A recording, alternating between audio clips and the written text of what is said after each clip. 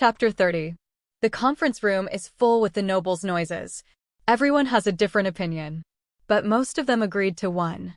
If we mix our blood to them, our empire will definitely prosper more indeed. I don't know why in their 4 years of marriage they don't have a single child. If their child was the one to inherit the throne in the future, then the imperial family will be much more powerful. Preposterous.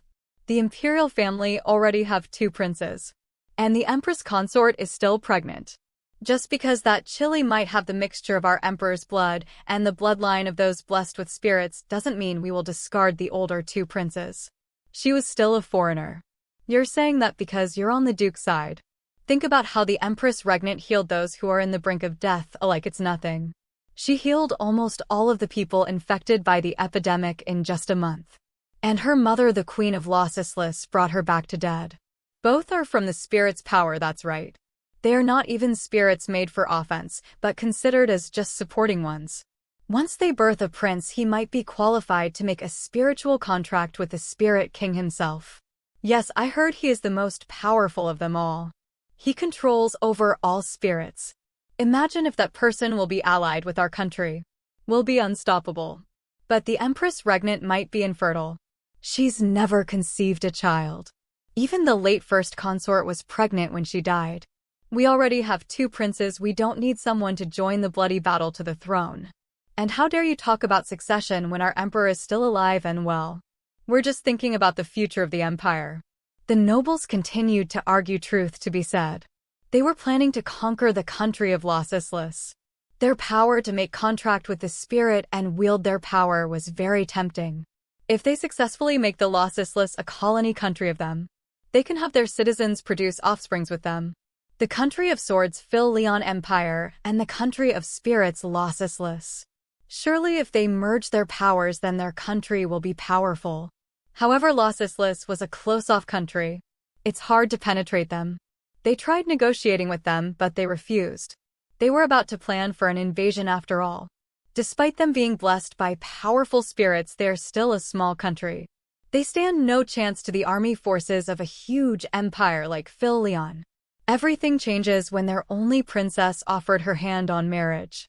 They were able to have her without much bloodbath. And now that they saw firsthand the miracle of those blessed with spirits, they don't want to waste the chance to have their bloodline mixed with them. The emperor has arrived with his aide. A knight announced, which made the nobles silent. Nicholas walked through them and sit in the chair reserved for the emperor. His aide Pierre stood behind him. The nobles bow their heads with respect. Let's begin the meeting, Pierre announced. Alarice was still on her bed. Her mother was feeding her soup made by herself. Are you sure you're okay? Her mother Isolde asked. I'm already fine, Mom. I feel refreshed after sleeping for a while. She said. The queen sighed about going home. Sweetheart, are you really refusing the plea of this mother of yours? She asked. Alarice smiled. I know this is a stupid choice, but please let me stay here for a little while longer. This country still needs me, she said. Isolde held her daughter's hand. But you need to rest and go home in our country. I hate seeing you like this, Mom. I know you also had a vision of this country's future. There will be an upcoming war. I don't want my efforts of 4 years go to waste. Just let me help them get past this war and I'll be going home. I also wanted to rest. I just can't abandon these people, she pleaded. Her mother knows her best. She knows how Alarice was someone kind-hearted and sometimes stupid. After all, she raises her that way. Be a kind-hearted person, always help those in need. And now she's regretting her choice a little. If only this child is a little more selfish and spoiled. Your father and brothers were about to come here, but something came up with the borders. You're right, a war was about to begin. I also need to go back to our country tomorrow. I'm sorry I can't stay here any longer. But if you change your mind, let's go home together tomorrow, she said. Alarice only smiled. Her mother also has a lot of duty as a queen. She understands it best being an empress. That's why she really appreciates her rushing towards here to let her live. For the next few days after her mother left, Nicholas did not visit her even once. She heard from the maids that he was having a hard time controlling the nobles' demands. And in those few days she definitely rested a lot. One night, while she was sleeping, she heard little noises in her room. She readied herself, thinking it was an assassin. She touched the dagger under her pillows. When she felt the presence near her, she grabbed the dagger and threw it at the presence's direction. "Who are you?" she said, and so was a voice inside the room. The air from the opened window blew the curtains, and the moonlight let her see the situation. Nicholas was in her room pointing his sword to two children, and behind the wall where the children are was her thrown dagger. "Children?" she asked, confused. Actually, she has so many questions in her head, but her attention was more on the children, who looks like 5 years old. A boy with silver hair glistening with the moonlight and ocean blue eyes, and a girl covering up for the boy with her ocean blue eyes and silky golden blonde hair. "I'll let you taste the wrath of the demon queen if you hurt my servant of a twin brother," the little girl said confidently. So yeah. I lost track of time, so I forgot to update yesterday, but here ya go. Thanks for waiting. Chapter 31. Alarice and Nicholas was taken aback. Both of them were confused. Who are these children and how did they get in here? "Who are you?" Nicholas asked first. "They might be assassins who were after the Empress Regnant's life. Since the imperial court is in chaos and the opinions of the nobles were divided about the heir topic, it is not surprising that someone might kill her." Nicholas clenched her sword. He won't let them kill the Empress. "Why are you asking me? You're bad. How dare you put your sword at us? We're very sorry," the boy cut off the girl. The little girl looks at the boy and the boy whispered something to the girl. "That's stupid," the girl said. "Wait. Can you guys please fill us in? Who are you?" "Who sent you here?" Alarice asked, looking at the two children. She can't help but feel strange emotions. Strange, different emotions. The two children looked at her intently. They just stared at her for a while, then the little girl cried suddenly. Did I do something wrong?" Alarice was confused. She likes children, but she really is awkward handling crying children. She was just glad that Male and Naveen was easy to be close with. "You should put down your sword, Nicholas. They might be scared," she just said, "but what if?" "Just put it down," she insisted. Nicholas did, sheathed his sword. She got up at her bed and went closer to the two children. Please don't cry, honey. Your pretty face will look smudged," she said. The boy who was just staring at her took her hanky out and gave it to the little girl. "I apologize, my sister was just a crybaby. She misses our mom and she cries whenever she saw someone who has silver hair like me." He said the boy was a little mature for his age. He has a stern attitude, formal tone and serious look. He has an unbending gaze and his eyes looks as if he was drowning you from different emotions. He reminds her of someone. "You have a very pretty eyes," she said. "Really? People around me also said that my mom loved my eyes the most." He said, grumble grumble, a hungry stomach. Alarice can't help but chuckle at the sound of the crying little girl's stomach. "Why don't we eat first?" she said. "What? We don't know who they are," Nicholas protested. "They are children and look harmless besides. Don't you have the confidence to protect me from these children?" Nicholas sighed. "Come here, I'll cook something," she said and gestured her hand towards the boy. The little girl for some reason automatically pulled Nicholas' shirt and gestured her hand as if asking to be carried. They looked at each other. These children are really weird. Nicholas don't have a choice but to carry the child. He looked at the little girl. Something in him is in turmoil. His stomach was like a knot. The little girl's feature was so similar to Alarice. If they did have a daughter, would she look like this? They walked towards the kitchen. When Alarice turns on the lights, they had a pretty good look at the children. "Did you have an illegitimate child somewhere?" Alarice asked, looking at them. "What? No, are you sure? 'Cause one look and they'll know that it's your daughter. Come on, you have to be honest. So we can work things out," she said. "I told you no. I never slept with other women." She looked at him suspiciously. "Right, look. You're saying that, but doesn't that boy looks like your child?" "It's rare for someone to have silver hair," he said. "It is, but silver hair is not technically genetic. You can have a silver hair if you are blessed by the spirits. And only people in your country is blessed by spirits. Does that mean you sleep with someone from my country?" "What? No, why would you think that?" "What I mean is somehow the child might be related to you. So does that mean you sleep with someone I know from my country?" "Goodness, lady, no. How many times do I have to say no for you to believe me? I never sleep with anybody outside the harem, okay?" "Then is she a hidden con?" "Do you really think it's okay to talk about adult things in front of the children?" the boy said suddenly. The both of them stopped arguing. "I'm hungry." the little girl said. Alarice went to prepare a simple meal for the children and gave it to them. The little girl was beside Nicholas, and across them were Alarice and the boy. "Where's mine?" Nicholas asked. "Why do I have to cook for you? I'm sure you've already eaten anyway. It's 12 midnight, I'm also hungry." "Then cook for yourself. Why are you being so mean? Why are you being so weird here? You can have some of mine," the little girl said, and feed Nicholas a carrot from her plate. Nicholas looked at her for a while before eating the carrot the little girl offered. "So you stoop so low now and eat a little girl's meal?" She offered it. "Who am I to refuse?" Alarice just shook her head. "Please don't fight. We don't have a whole family, so being here is so nice," the little girl said cutely. "We're not fighting, sweetie, we're just talking." Alarice said. "That's how you talk?" the boy asked. "Yes." She said. "So what's your name?" Alarice asked. "I'm Ember, I'm 4 years old, we're twins," the little girl said. "Emery," the boy said. The boy is really reserved. Reminds her of a certain someone who is also reserved and bad at communication. "Where's your parents?" Nicholas asked while Ember feeds him, so Alarice gets up and prepare another set of meal. The both of them was silent for a while. "My mom is dead and my father is I don't know. Maybe he doesn't loves us anymore," Ember said teary-eyed. Nicholas pat the little girl's head. "She's just so adorable." "That's not true. I'm sure your dad loves you so much.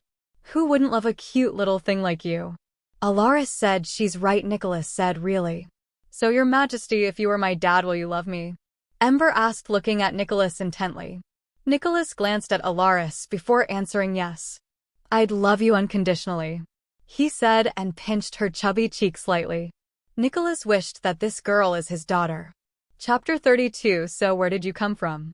Alarice asked Ember. "And Emery near here," Ember answered while looking a bit messy from eating. Alarice picked the table napkin and wiped the side of her mouth. "What is the name of your parents?" Nicholas asked. Emery and Ember looked at each other without saying anything. They're like talking to each other with their eyes. "I'm sorry, but we can't tell you," Emery said. "Why is that?" Alarice asked. Both of them didn't talk again, so Alarice sighed. "How are you going back home?" she asked. "I don't want to go home," Ember said teary-eyed. "Me too. Father changed when our mother died. And I heard the elder people said that he's planning to go with her." Emery said. "These poor kids. They've been going through a lot despite their age." "Did you ran away from home?" Nicholas asked. Ember nodded. "I want it here. It's warm here," she said as she snuggled closer to Nicholas. "You can stay here longer," Nicholas said. "We can't. Our little sister needs us," Emery said. "You have a sister?" Alarice. "Yes, she's so adorable. She's 7 months old," Ember said, regaining her energetic tone. "You must have loved your sister," Alarice commented. "I do. I promise to support her by being her sword in the future," Ember said. "You know how to use sword?" asked Nicholas. Ember crossed her arms with confidence.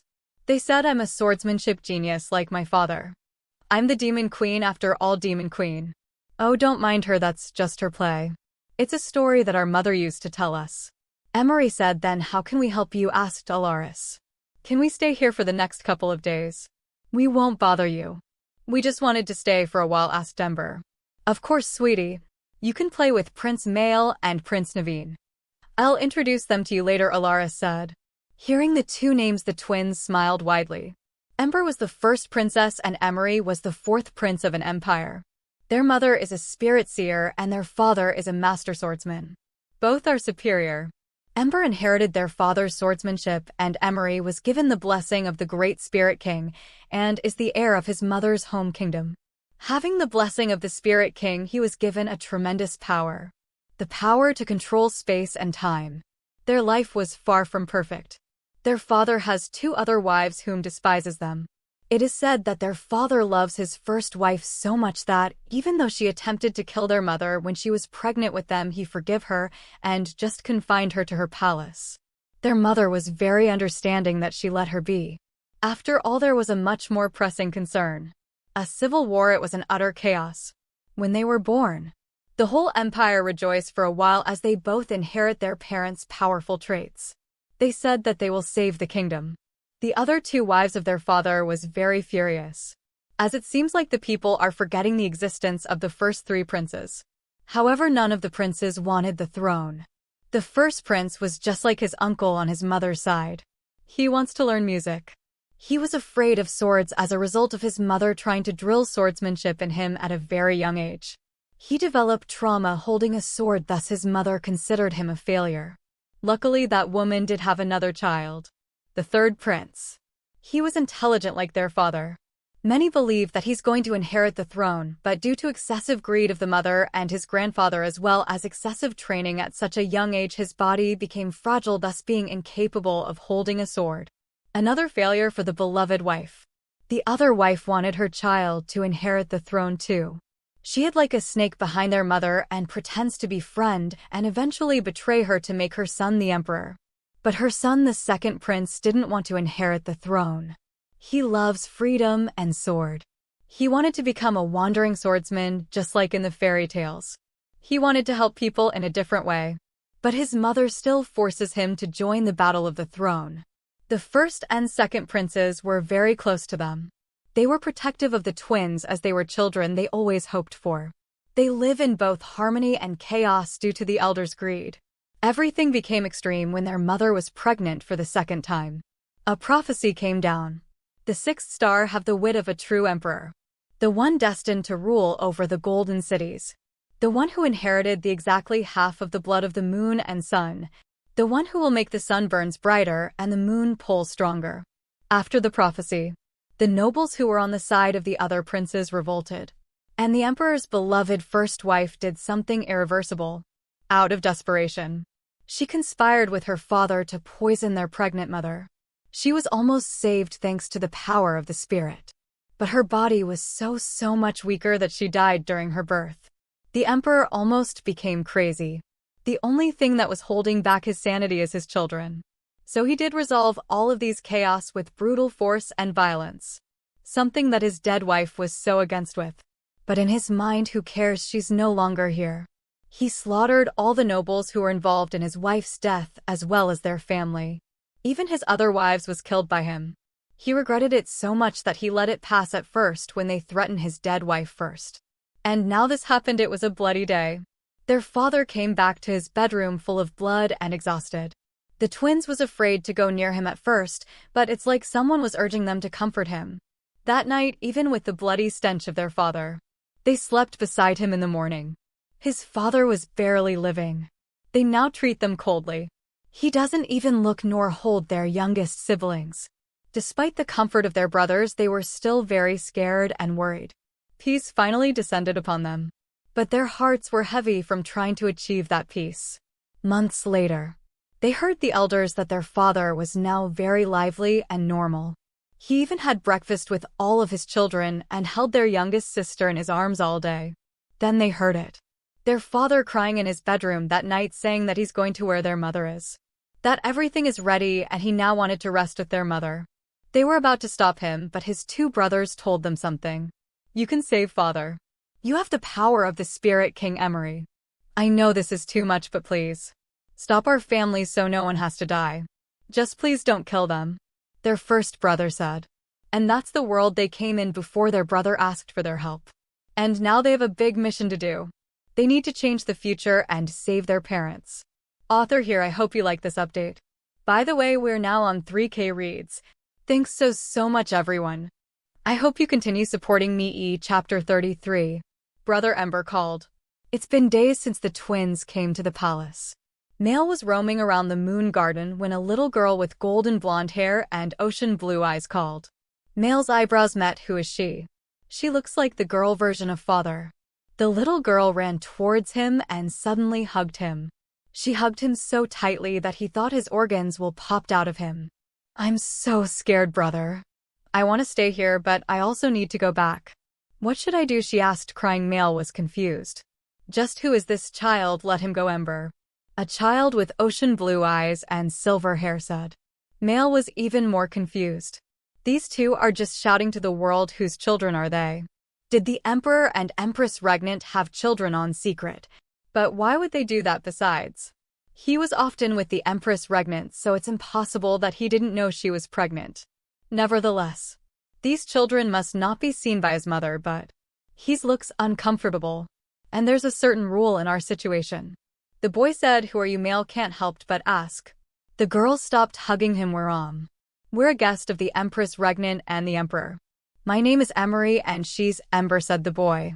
Male looked at them intently when suddenly Ember grabbed his left hand and pulled his sleeve, slightly revealing his bruised arms he got from his mother's fit of rage. Emery clenched his fist. He held his bruised arms. Then a light emerged from his hands and his bruises are gone. Even the pain is gone. His eyes widen. What? My twin brother's amazing, right? He healed you by turning back time in your body. Ember said, boasting. Turning back time. Male felt like he fits all the puzzle pieces. So that is it, they came from the future. Please don't get hurt too much, brother, Emery said. Male smiled. How is your brother? How you have one? Right, he asked. The two looked down. I see, so. They came here on purpose. What can I do to help? We can't stay here for long. It will cause too much change. We cannot even say directly in any form our situation. Our hands are tied, but please, brother. Save the Imperial family. In the middle of roses are thorns. The root of those roses is poisonous and will cause the whole land drought. I know it's hard, but you have to uproot the roses. Emery said. Emery, we have to go back now, Ember said. I know, we'll just have to say goodbye, Emery said. Please remember my words well. Male was left standing there. Roses. It refers to his mother, the owner of the Rose Palace, and roses are the symbol of the Elmia family. Does that mean that his mother and his grandfather will do something horrible that it warrants children going in here to ask for help? And as much as it pains him, he was the only one who has access to the Elmia family. Only he can do it. What did you do, Mom, grandfather? When Ember and Emery were in the palace, they planned to have one last meal with their parents before going. But they stopped when they heard the knights talking. Then I guess we have no choice but to go to war, yes. And they are planning to send troops next week. The two of them got pale. Brother, what should we do? Something changed. It was supposed to be next month. Ember asked. Let's go back now. Before we changed something more. But you said you'll need more time, so we can go back exactly at our time. Well, what should we do? Do we stay here so something more changes and we might make things worse? He said. Ember was teary-eyed. It feels like they messed up. Let's go back. If brother succeeded on changing the future, then we might not need to go back in time anyway. She spoke. Emery held her hand and they both vanished. In the courtroom where the discussion on war was taking place, Duke Elmia suggested something so horrible. What about sending my grandson, the first prince, on the front lines? Sorry for the short update. I'm stressed because I almost lost this account. Chapter 34. What are you, crazy? Alarice exclaimed. I did my best to stall the decision. What do you mean you did your best? You should have outright rejected the idea. Male is only 13, for goodness sake. You can't send a child to the battlefield. I am 10 when I went to the battlefield. Nicholas tried to reason out. After the meeting with the nobles, the news traveled quickly to the Moon Palace where the Empress Regnant resides. It was the night that they need to spend together, and here they are arguing. They were in Nicholas' bedchamber. Alarice was walking back and forth arguing with him while he was sitting on his bed. Does that made you happy? She asked.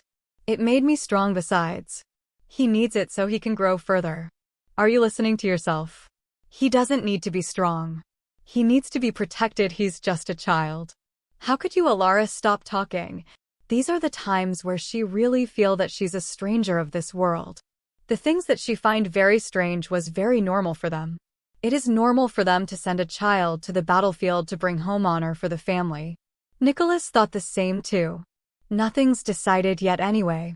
I was weighing the possibility, he said. So it's really okay for you to send him to the battlefield? She asked. Male was a strong sword fighter. He has the imperial blood running within his veins. If we send him to the battlefield and use the power of the imperial family, then the casualties will lessen. But that's the best outcome. What if it comes to worst? What did Kashana said about it? She agreed. She did what now? Why? She said she believed in her child and that Male's going to win the war. Alarice's head ached. She just realized how different are they. She sat down beside him. What did Male said? She asked. Before I discussed it with Haim. He wrote me an official letter asking me to send him to the battlefield. He said. Alarice looked resigned. Male probably did it because of his now unstable position as an heir. Now that his mother did have a second child, it feels like she was ready to discard Male. Nicholas held her hand and leaned his head on her shoulder. You don't have to stress yourself over these things. Just focused on your recovery, ally, he said. She was silent for a while. When those children appeared, Nicholas had a chance to be sweet with her. And, ever since that day, he began to be more clingy and touchy. She let him be, as she likes the warmth he's giving her. You are both his parents. If all of you agrees together, then there's nothing I can do, she said. Nicholas looked at her. The atmosphere became sensual suddenly. He then kissed her gently. He was often rough and eager when they were making love, just like a beast in heat trying to devour her. But now he was sweet and gentle that she wonders if this will be enough for him. The next morning, Alarice woke up late with all the body sores. Nicholas was already gone to work. His Majesty told you to rest for the rest of the day. Your Majesty, Constance said. She obliged as she cannot even lift her hand properly due to exhaustion. Wait, where's the kids? She asked. What kids? Constance asked. You know, the 2 children here. Wait, children. Alarice feels lost. She's trying to remember something important, but she can't. She almost say it, but it got blocked on her head. What am I talking about again? She asked. Pardon.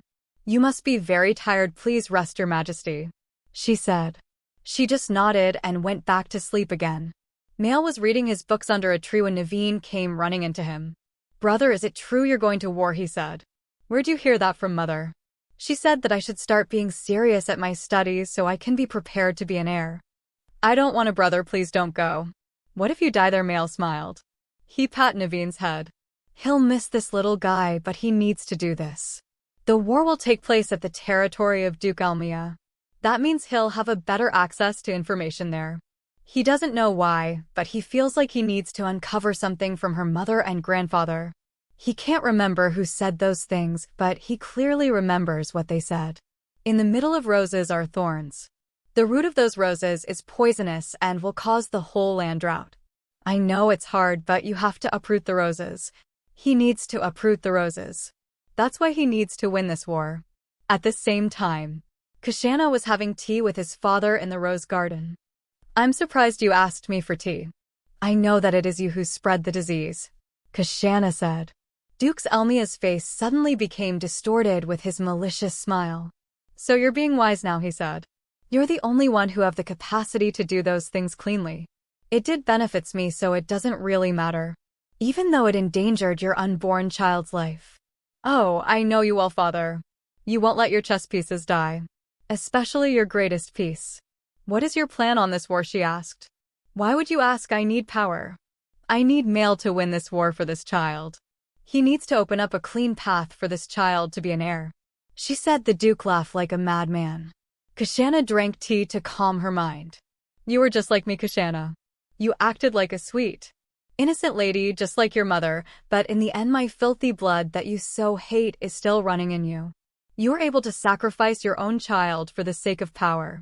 He said, I am not like you. I'm also doing this for them. It's all the Empress Regnant's fault. If it wasn't for her, I won't lose the love and power that I deserve. Mail is also at fault. He keeps on siding with that woman. He was being brainwashed by her. If he can't bend to my will, then might at least make himself useful for this brother of his, she shouted as she slammed her tea on the table. The Duke smirked. Then what do you want, my daughter? I want her dead. If only she will die, everything will go back to how it's supposed to be, she said angrily. That's the plan. Considering her personality, she'll definitely oppose to the idea of Mail being sent to the battlefield. We will use this opportunity to make a rift between her and the Emperor. You just need to birth another prince and everything will go smoothly. What about the war? Don't worry. Everything's under my control. Just make sure that Mail and Nicholas will live. I don't care about the others, but I'm willing to give you information, power and connections for your plan, but make sure they won't get hurt. She warned him. Yes, of course. The Duke answered meaningfully. Chapter 35. Alarice think about it over and over again.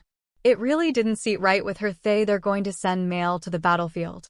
She knows she doesn't have the right to interfere, but Mail was still just a child. She think and think and think. Maybe she can ask Nicholas that she joins the battlefield. She will be of great help, for she can heal those who are wounded. It'll lessen their damage if the troops will be healed immediately. Besides, It is also her duty as an Empress Regnant to help in government affairs. Alarice went to dine with Nicholas the next morning. Kashana didn't join for unknown reason while Alicia was with Naveen. It was just her, Nicholas, and Male. She started, "Are you sure about going to the battlefield?" She heard Nicholas sighed, but didn't say anything. "Yes, Empress Mother.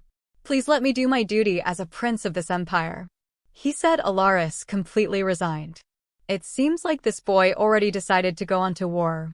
I know this will be a great burden to you, but know that if you need anything, just use the communication device immediately and we'll send any help you need."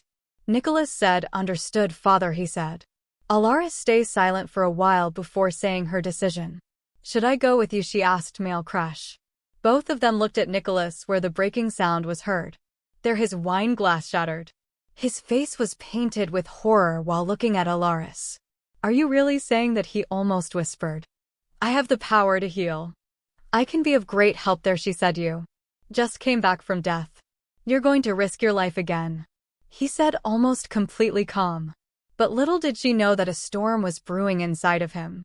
Nicholas felt like he has a lump in his throat and a whirlwind of negative emotions was in his chest. "I won't go into the battlefield itself. I will just help heal." Crash, crash. Alarice was taken aback when Nicholas suddenly shoved his plate, stopping whatever it is she was saying.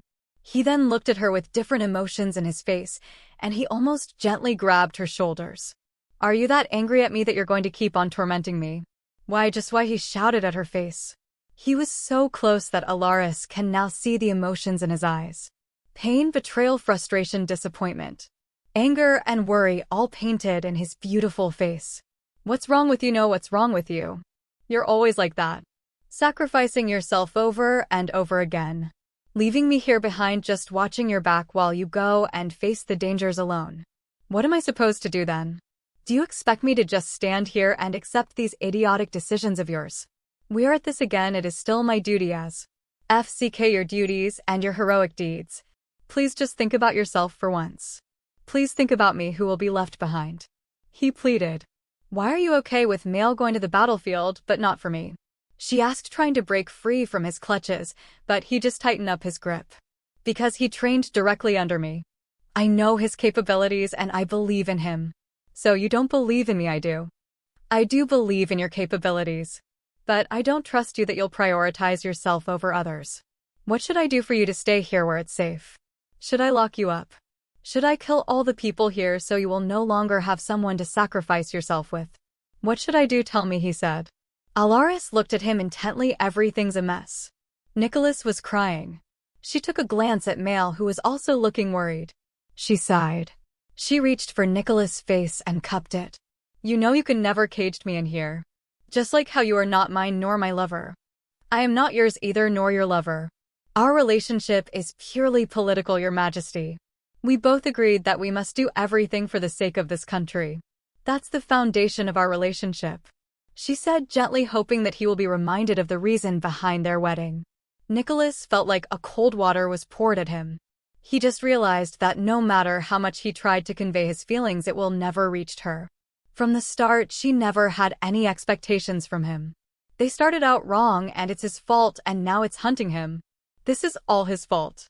If only they marry each other with a different reason, then maybe she wouldn't be like this. He sighed, trying to calm himself. He loosened his grip at her shoulders. "You're right. Our relationship must be beneficial for our countries. That's what's written in our contract," he said as he completely let go of Alarice. Alarice's face brightened. They now met eye to eye. But then he saw Nicholas grit his teeth. "Bring me here the contract." He erupted like a volcano. Pierre immediately bring him a document. It was their contract. He then ripped it in front of her. "What are you doing?" SH said. "Now, the only contract left to us is our marital vows.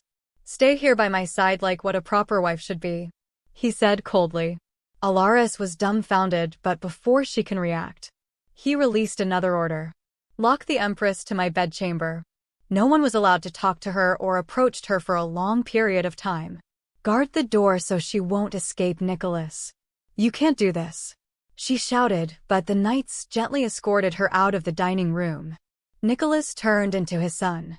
"Finish the war as soon as you can so your Empress mother won't have the chance to do anything reckless." Deploy the troops tomorrow, he ordered. Affirmative. Your Majesty, Mail said. Nicholas thought everything is now in his control, but a month after the deployment of the troops, they found the bedchambers of the Emperor empty. Alarice runs away. Chapter 36. While Alarice was locked up, no one was allowed to talk to her or make contact with her. Nicholas knew Alarice too much. He knows what she was capable of. He knew that it was very easy for Alarice to run away if given even the slightest chance. When the troops are deployed, Alarice didn't say nor do anything. Even when he visited her to sleep with her, she didn't do not say anything. He just brushed it off and thought she was giving him this silent treatment. He thought she just gave up, but he should have known better. When one night he needs to be beside Kashana, he was woken up by the news that the Emperor's bedchamber is empty. Holding his sword, he tortured the knights that was guarding the room. Their bodies covered in bright red blood of theirs. They were kneeling on the cold floor outside the Emperor's bedchamber, afraid for their own lives. This is their true Emperor. It's such an irony that the Empress Regnant was the one who was able to suppress this side of the Emperor, but she was also the one who managed to get it out of him. How did she manage to escape, he asked coldly. The knights were trembling in fear from his murderous aura. We didn't know, Your Majesty. We swear that we guarded the room diligently. One managed to reason out. Should I kill you so I can give your heads as a gift for her complimenting her skills to be able to run away from this tight security? He said like a madman. His eyes was gleaming with cold, piercing stare. Constance tried to step forward, Your Majesty. Please calm yourself. The Empress Regnant left you a letter, she said. A letter? He then carefully opened it. Your Majesty. By the time you read this, I might already be on my way to the war. I need to do this, Your Majesty. It might be unreasonable for you, but I really can't let a child sacrifice himself for honor or for the country alone. It is my duty as the Empress to be of his aid. I have the power to do so.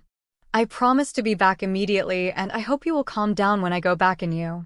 And please don't blame our servants, for it is not their fault. Please have mercy on them. The letter get crumpled from the grip of Nicholas. This is very cute of her, he said, smiling coldly. Hey, Constance. How can I cage a bird that is always trying to get away from me? He asked. Your Majesty, please. The Empress was just doing her duties. Should I cut off her wings or her feet? But with the power of spirits, she can still do stupid things. How about severing her ties to the world?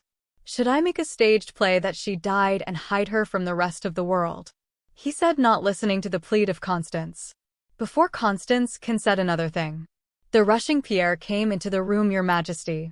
It's an emergency. Empress Consort Kashana was in labor, he said. Nicholas came back to his senses. Your Majesty, please, our mistress badly needs you. She was in so much pain, cried the maid from the Rose Palace. He let go of his sword and went to the Rose Palace immediately. He heard the wailing pain of the Empress from afar. What's happening? She went into an early labor all of a sudden, and now she lost a lot of blood, but she doesn't want to push us. She said it was a month too early for her to give birth. The maid answered. Nicholas broke in of the room and saw the bloody scene. The maids, doctors and nurses were all busy trying to ease the pain of the laboring Empress Consort. The Empress Consort was refusing to push as what the maids were encouraging her to do. Kashana, you know you have to do this, he said, looking at her pained expression. Can't I? It's too early. Please, Your Majesty, do something, she begged. But there was nothing he could do. If only Alarice was here to aid the Empress Consort. Just how selfish can he be that he wants all the goods of the world? The doctors will do their best to aid our child and you. So you have to trust them. Both of you will be in danger if you refuse to do this, he said. Tears are flowing from her pained and tired face. Can you at least hold my hand through this? She asked. Nicholas looked at the doctor, trying to ask his opinion, and the doctor nodded. The labor went on and on for hours. All Nicholas did was hold Kashana's hand and reassuring her that everything's going to be fine. After all Kashana's pain and tears, a beautiful baby boy was born. However, his cries was weak, and the doctors immediately checked up on his condition. The Empress Consort was now safe, but the newborn prince was very weak. We're trying our best to sustain its life, but he probably will live on his life with that weak body of him. But if the Empress Regnant treat him, he might be able to have a strong body, the doctor said. After all the ordeal, Nicholas looked at his newborn son. He was so small and thin that he might just stop breathing anytime. "Just wait for a little while longer, my son. Your Empress mother will save you," he whispered. "Prepare the horses. I'll go and fetch the Empress myself," he coldly ordered, but the maids of the Rose Palace stopped him and begged on their knees. "We beg of you, Your Majesty. Our mistress will need you when she woke up, please. Please. She will need your mental support when we told her about the prince's condition." They said. Nicholas gritted his teeth. "Out of my way." He ordered. "Please, we beg of you. Please think of our mistress. You can kill us for our actions, but please choose our mistress," they continued begging. Nicholas looked at the weak Kashana lying on her bed with still blood on it. He then looked at his weak newborn son on the crib. Their right Kashana needed him more right now. Alarice was strong and wise enough to conquer any ordeal that she might face on the battlefield. She was with Mael, who was a sword genius and the best knights of the Empire. Alarice will be fine. With that thought, he decided stayed in the palace and take care of Kashana. Hi, author. Here we're on our 6K reads and rank 6 on royalty genre. As a gift of appreciation, I updated early. Thank you so much, and I really do appreciate your comments, votes, and reads. I just really hope this story is worth all your time, and I'm trying my best to make this story interesting. Feel free to comment on what you think about these characters. Hi. I want to know what you think about this story. And by the way, this story is nearing its end. I think it only has at most 10 chapters, and I'll write side stories or special chapters after this. And also, I'm now planning to write another story. It's entitled Adrift. I hope you'll also support that story. Thank you. You can follow me for more updates. Love, author. Chapter 37. It took Alarice a week of non-stop horse riding to reach the battlefield. There she was, hurt, saddened, and frustrated by the scene. The knights were all exhausted and full of bloodstains. Most of them were covered in mud and dirt. On a tent deep within the camp, heavily injured knights were gathered. The place was full of groaned from the pain knights. Though they are winning the war, it doesn't change the fact that the battlefield is a horror for everybody. She got off her horse to go to the heavily injured ones so she can heal them. One of the knights recognized her. "Your Majesty." "Greetings to the Empire's moon," he greeted. "Forget the formal greetings. Please guide me to where I can tend to the heavily wounded ones. And call the first prince if he isn't busy," she said. She hurriedly went inside the tent where the heavily wounded soldiers were. The place is reeking of blood. The maids were also busy collecting the bloodied fabrics and replacing it with new ones. Some are gathering clean waters and some are tending to their wounds. When they noticed her, they were about to greet her, but she raised her hand to stop them. "Please continue what you're doing and don't mind me," she said. "Who's the one needed immediate healing?" she asked. They guided her to a soldier who was on the verge of losing both his legs. He was in a dire situation that half his face was covered in bandages. "When the rebels throw bomb at us, he use his body to shield a wandering child," said the maid. Alarice went down on him and heal him. It took her several minutes to completely heal him. The knight opened his eyes and found that he was completely healed. When people saw her powers, they were elated. "We're saved. We don't need to worry about injuries," one of the knights said. "You're really amazing, Empress Mother. You lifted up their spirits," Mael, who just arrived, said with his aide at his side. He was wearing an armor. His blue hair was a bit messy and his eyes were dull. "It must be the effect of being exposed to war. Aren't you more amazing? At your age, you are actually winning a war," she said back and smiled just barely. "We have a lot of injured knights and our rations are running low. I've already asked for reinforcements, but it'll take days for them to arrive, so we need to hold it in for another days," he said. Alarice can't help but hugged him. He has been through so much in just a month. "I'm fine, Empress Mother. We just need to hang in there. The rebel forces only have few soldiers left. If the reinforcements arrived, we're going to launch the last attack and win," he said as he hugged her back. "I know you're doing good, but I just wanted to hug you," she said. They stayed like that for a while, then Alarice let go first. "When we got home, tell me the whole story. For now, I need to heal everybody here," she said. "Please don't push yourself too hard. Father will kill me if something happened to you." "Oh, he won't. He can't do anything. Now that I'm here anyway," she said. "For the next couple of days, Alarice was so busy tending to the wounded. Mail, on the other hand, was busy formulating war strategies and instructing the knights. In between those days, words that the Empress consort gave birth to a prince came. The knights became even more lively at the birth of the new prince. I see, so that's why he can't come. I should have known I'll never be his priority. She thought. Finally the reinforcements arrived. New doctors, knights, and food rations were delivered. Then they launched the final attack. It took them days of battling, but they managed to win. They won the battle. They send message to the palace and they rejoice. And a letter came for Alarice, my dearest Empress. It breaks my heart on how you run away and went to the front lines. I am unable to come and get you as I have matters to attend. But please know that it will be the last time. There will be no next time. This will be the very last time that I'll let you slip away from my grasp. Alarice felt a shiver down her spine when she read the letter. He really must be very mad. Here's your food, Empress, the maid said as she handed her the soup. She was surprised when she smelled something unpleasant. She checked and smelled the soup again, and it's really unpleasant. Is someone trying to harass her? Why does it smell like this? She asked. Pardon. But it's made with fresh ingredients, the maid said.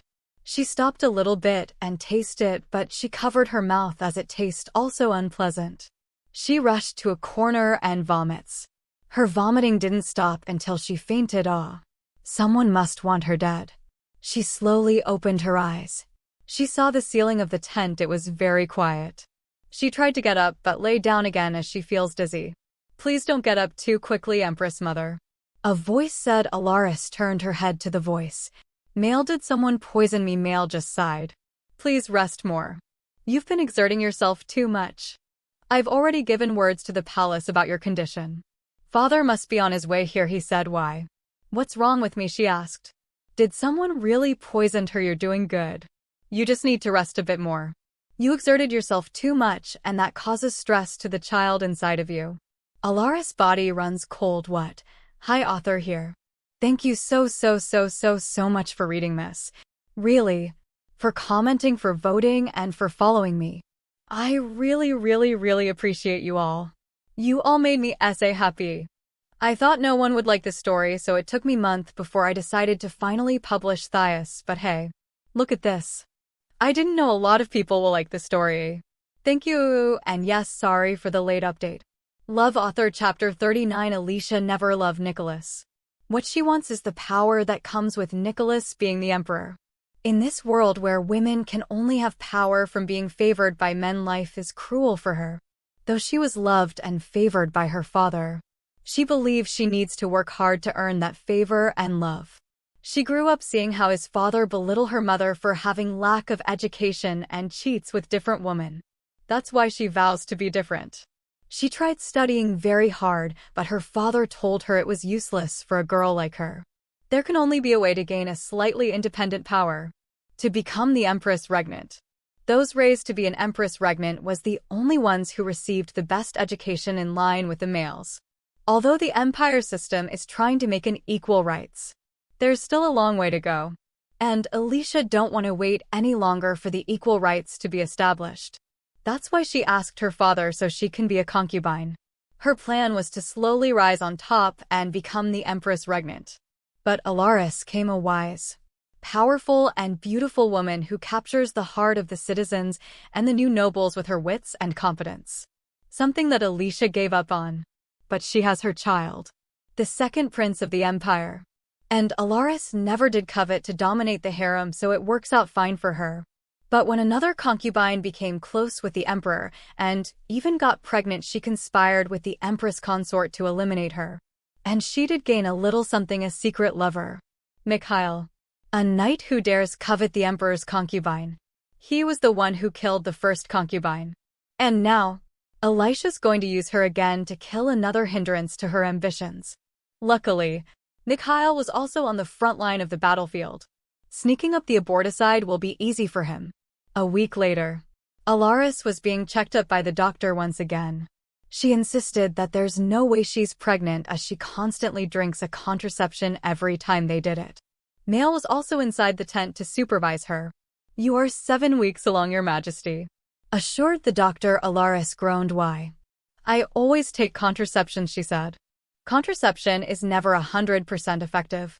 And pardon me for asking, but how many times have you done it with His Majesty? Alarice looked at Mail. Can you please go out? This is kind of personal, she said. As much as I want, I can't. I need to supervise you, so you can't ask anything stupid to the doctor. He said, what? Can you really eavesdrop on my and your father's private affairs?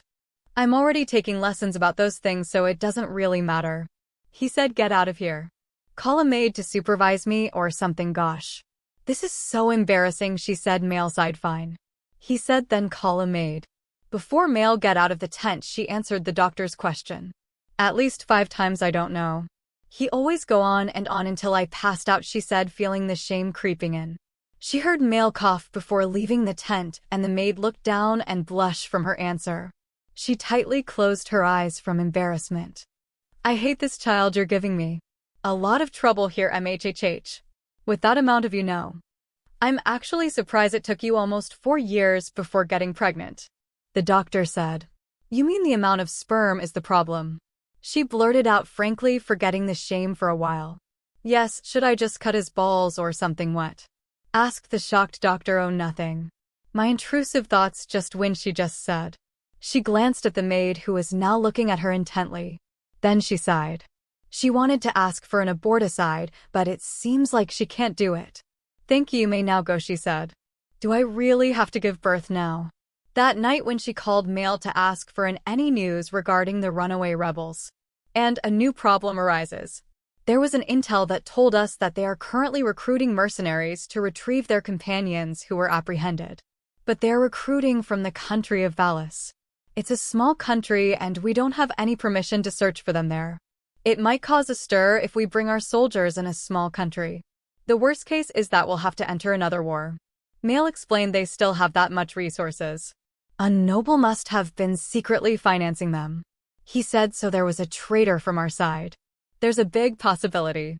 I've already plotted on who them might be, MHHH. Based on their recent activity. It could be Marquis of Blizia. They were the ones who own the bridge between Leon Empire and Vallis. They can easily grant them access. Discreetly search their house for evidence and disperse some knights in secret to search for the rebels in Vallis. As little number as possible as to not arouse any suspicions. She said Count Credilon is also possible. He owns a mine that was confiscated by father for tax evasion. He also runs a casino responsible for slave tradings, which can be a possible hideout of some rebels as they are also close to the borders. What about Marquis Larmalev? They also harbors ill will against the imperial family and have enough reason to help the rebels. After all, your father refused to take his daughter as his queen and punished her severely when she looked down on your mother. There's a lot of possibility on who helps them. But they connect with one person, Mail said. She looked at him discreetly, then sighed. Right. They are all part of the old nobles faction, which was ruled by my grandfather Duke Alemia. He said. Mail then looked at he intently. It may sound unreliable, but please let me deal with this case. I want to know the truth myself, Mail said. Alarice just nodded. Weeks passed and they are still at the camp, trying to resolve the conflict on the rebels. Alarice still spent her time healing some of the injured, but Mail will always insists on her resting. Then a letter came that left Alarice feeling bitter. My dearest Empress, I deeply apologize for being unable to come to you. Empress Consort Kashana insisted that I stay as she and our child needs me. She was still weak and sick from giving birth. I've sent you delegations to come pick you up. Please come with them and we'll talk when you get here. I hope to see you soon with our child. Even in the end, Nicholas can never prioritize Alarice.